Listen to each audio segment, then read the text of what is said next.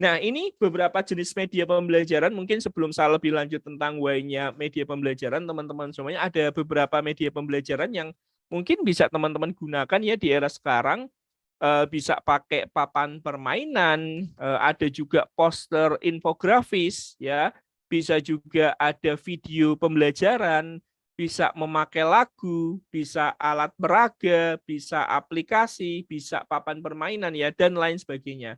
Nah, saya mau tanya terlebih dahulu, Bapak Ibu semuanya yang hadir pada malam hari ini, media pembelajaran mana yang pernah ya dibuat sendiri? Ya, silakan tulis di kolom chat, teman-teman semuanya boleh. Kolom chatnya udah nyala belum ya? Silakan nanti teman-teman bisa dituliskan di kolom chat. Kira-kira media pembelajaran mana yang sering digunakan, yang pernah dibuat sendiri deh?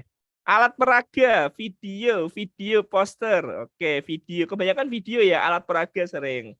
Oke, lagu, infografis. Aplikasi ya, ini aplikasi. Oke, video. Kebanyakan video alat peraga nih, dua hal ini.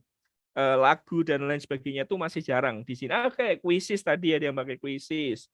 Oke, alat peraga, video. Oke, semuanya ada yang semuanya. Oke. Oke, siap. Terima kasih Bapak Ibu semuanya yang sudah menuliskan di kolom chat. Matur nuwun ya. Ternyata Bapak Ibu yang hadir pada hari ini tuh mungkin hadir di sini itu enggak kosong ya, sudah berisi. Kita akan bareng-bareng mengisi gelasnya Bapak Ibu dengan yang lebih bermakna ya teman-teman semuanya. Terima kasih sekali lagi yang sudah menuliskan di kolom chat, baik yang di YouTube ataupun di Zoom pada malam hari ini. Yes, ini beberapa aplikasi yang bisa digunakan teman-teman semuanya. Nah, ya jenis-jenis medianya. Nah, saya pernah bikin media Bapak Ibu semuanya. Ini video media saya. Jadi pada waktu itu tuh saya ngerasa ini gimana ya ada pembelajaran, saya guru bahasa Indonesia, saya ngerasa ini gimana ya ada pembelajaran yang gurindam karya sastra lama, tapi aku bingung ngajarnya gimana gitu. Sampai akhirnya saya dapat ide bikin sebuah lagu teman-teman semuanya tentang gurindam. Ini saya putarkan terlebih dahulu teman-teman semuanya. Nanti saya ingin lihat teman-teman ngasih respon seperti apa. Oke, saya coba putarkan terlebih dahulu teman-teman, mungkin sekitar 1 sampai 2 menit. Bilang belajar gurindam itu susah. Padahal kalau kita tahu caranya, sangatlah mudah. Ayo kita belajar bersama tentang apa itu gurindam.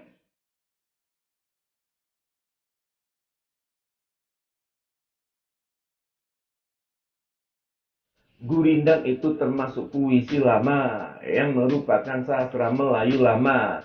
Tidak berisi tentang tipu muslihat, tapi berisi tentang banyak nasihat. Dua baris adalah pembentuknya. Baris pertama serta baris kedua. Yang pertama berisi perbuatan, baris kedua akibat perbuatan. Jika pantun bersaja ABAB, maka gurindam bersaja AA. Jika kita udah tahu ilmunya, maka harus praktekkan bersama. Apabila banyak berkata-kata, disitulah jalan masuknya dosa. Apabila banyak gelak dan tawa, itulah tanda hampirkan duka. Pikir dahulu sebelum berkata, supaya terelak saling sengketa. Barang siapa tinggalkan sholat, akan menuntun perbuatan maksiat. Barang siapa melakukan maksiat, pasti akan disiksa di akhirat. Ya, kita ulangi lagi dari Oke, oke Bapak Ibu, itu media saya. Saya ingin ngasih Bapak Ibu coba deh ngasih respon dari media yang saya bikin, menurut Bapak Ibu gimana? Monggo tuliskan dulu, nanti kita bahas. Silakan ya, tuliskan dulu respon Bapak Ibu berkait dengan apa namanya? Berkait dengan media yang saya bikin tadi. Oke, keren. Oke, terima kasih Bu Hana. Yang lain silakan Bapak Ibu. Oke, terima kasih, cakep. Oke, kalau Bapak Ibu jadi muridnya bagaimana? Silahkan ya. Oke, terima kasih Bapak Ibu semuanya. Asik untuk anak SD SMP. Nah, kita bahas ya bareng-bareng semuanya Bapak Ibu. Oke, terima kasih yang sudah menuliskan jawabannya teman-teman semuanya. Yes. pertama kali saya ngunggah itu tuh kayaknya tahun 2014 atau 2015 teman-teman semuanya di mana namanya di Facebook teman-teman saya unggah itu di sana dan sempat viral pada masanya ya sempat viral pada masanya pernah diliput sama salah satu media televisi juga dan media koran gitu teman-teman semuanya dan banyak yang bilang keren gitu teman-teman. Saya juga wah, happy, alhamdulillah seneng banget apa yang saya bikin ternyata diapresiasi oleh banyak orang. Ternyata teman-teman semuanya ini mungkin sambil saya cerita ya. eh, Ketika saya mungkin orang lihatnya keren. Ketika ini saya bawa ke kelas, ini pengalaman saya ya. Oh, saya ngerasa wah ini media akan keren, media akan banyak yang suka karena wah ini Pak Rizky tuh guru kekinian banget, bisa nge-rap, gokil gitu pada waktu itu. Saya udah ngerasa apa namanya sombong diri pada waktu itu teman-teman semuanya. Ngerasa apalagi diapresiasi ya oleh banyak orang bahkan sama media teman-teman.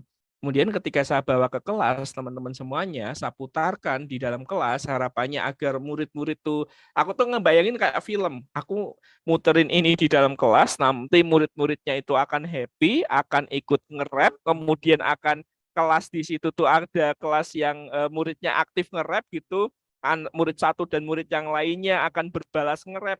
Ternyata yang saya harapkan itu jauh. Setelah saya putarkan, ya saya di situ gebak, gebak. Nah, ternyata teman-teman semuanya setelah saya putarkan, respon murid saya malah kebalikan dari apa yang saya mau teman-teman. Bahkan ada murid yang bilang kayak gini, ih Pak, apaan sih Pak nge-rap gitu gitu. Saya untuk informasi teman-teman aja, saya tuh ngajar di desa teman-teman sebuah kalau teman-teman orang Pekalongan atau Jawa Tengah tuh ada sebuah daerah namanya Seragi. Itu lumayan jauh dari jalan raya teman-teman semuanya dan murid-muridnya di situ ya nggak suka nge-rap, sukanya dangdut, campur sari gitu loh. Ya hal-hal kayak gitu kemudian ketika saya bawa rap di situ tuh mereka tuh aneh teman-teman semuanya. Nah apalagi kalau teman-teman lihat yang saya ajarkan tuh hanya hafalan konten. Gurindam itu termasuk puisi lama yang merupakan sastra Melayu lama. Jadi itu kayak kayak saya hanya mindahin apa yang ada di buku paket tapi dijadiin lagu doang. Saya hanya ngajarin konten. Ya, saya hanya ngajarin konten, nggak membantu murid untuk mencapai kompetensi. Satu, ya, rap ternyata nggak disukai di kalangan murid-murid saya orang pedesaan. Yang kedua adalah saya hanya fokus pada konten, teman-teman semuanya. Hanya hafalan. Ini tuh saya sering banget lihat media yang kayak gini. Bilangnya medianya kekinian, bilangnya medianya canggih, bilangnya medianya modern, tapi kalau saya lihat ternyata hanya memindahkan apa yang ada di buku paket menjadi lebih menarik doang, ya gitu. Jadi hanya sekedar untuk hafalan konten. Nah harusnya kan ketika bikin media nggak sekedar hanya untuk hafalan konten, bantu murid untuk mencapai kompetensinya. Murid yang levelnya rendah bisa dibantu untuk bisa naik level, nggak sekedar hafalan konten untuk ngerjain soal yang ada di ujian, pilihan ganda lagi gitu.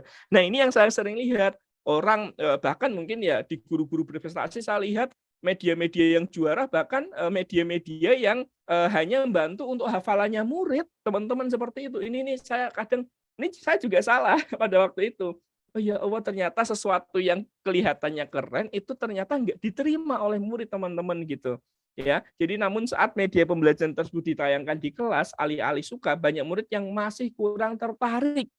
Pembuat media bingung, padahal sudah membuat medianya menghabiskan tenaga dan waktu, bahkan dipuji orang, tapi kenapa muridnya tidak tertarik? Teman-teman, setelah saya refleksikan, ternyata ketika saya bikin media, saya hanya melihat kekerenannya saja, saya hanya melihat yang lagi hits, saya hanya melihat apa yang saya butuhkan, apa yang saya inginkan dari guru. Saya nggak mencoba mendengarkan suara murid. Murid maunya apa? Murid butuhnya apa? Murid pingin dibantunya kayak apa? Saya nggak mendengarkan itu. Ya, yang saya lakukan adalah media yang menurut saya keren, media yang menurut saya canggih, ya, media yang bisa membantu murid hafalan, teman-teman semuanya. Saya nggak melihat murid yang perlu dibantu bikin media itu karena mereka kekurangannya di mana? Mereka sukanya apa? Jangan-jangan mereka murid-murid yang mungkin, ketika diajak tampil nge-rap kayak gitu, kayak gurunya yang, terlalu ekspresif ya, murid-muridnya belum sampai ke level itu tuh malah mereka ngerasa, "Ih, apa sih Pak Rizky? Ih, apa sih Pak Rizky?" Mungkin kayak gitu. Nah, ini teman-teman, saya sering melihat banyak guru yang bikin media pembelajaran kekinian yang teknologinya canggih, tapi satu hal yang dilupakan, kebutuhan murid, keinginan murid. Murid pengennya apa, murid butuhnya apa, dibantunya apa, itu nggak difasilitasi. Gunanya media kan harusnya itu ya, memfasilitasi apa yang menjadi kendala murid, memfasilitasi apa yang bikin murid happy. Tapi enggak, yang guru inginkan, yang ngerasa hits, yang ngerasa keren, itu yang dibikin. Ini yang sering saya lihat teman-teman semuanya. Nah, oleh karena itu, teman-teman semuanya, pada sesi hari ini saya akan coba memantik teman-teman semuanya untuk bikin media pembelajaran yang merdeka belajar, yang berfokus pada murid, yang berpihak pada murid, yang mulainya dari murid. Salah satu hal yang akan kita gunakan pada malam hari ini adalah design thinking, teman-teman semuanya. Pernah nggak teman-teman mendengar design thinking atau sudah pernah melaksanakan design thinking? Yang sudah pernah silahkan ketik angka 5 di kolom chat, yang belum pernah ketik angka 0 di kolom chat. Monggo teman-teman semuanya. Ya, yang sudah pernah ketik angka 5, yang belum pernah ketik angka 0. Monggo tuliskan di kolom chat. Oke, banyak yang belum ya, 000. Terima kasih Bapak Ibu semuanya. 00.